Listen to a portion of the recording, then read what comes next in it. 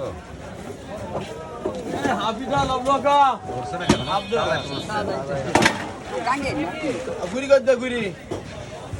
কয় কেজি কাতলা 5 কেজি না 5 কেজি পার হবে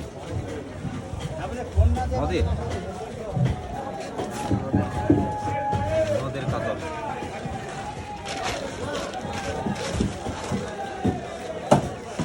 ওদিকে মাথায় দেখা যাচ্ছে ভাই ওই আজল ভাই যাও থামো থামো ওই ভাই এই দেই দিতে ওই কি হালে কাটতে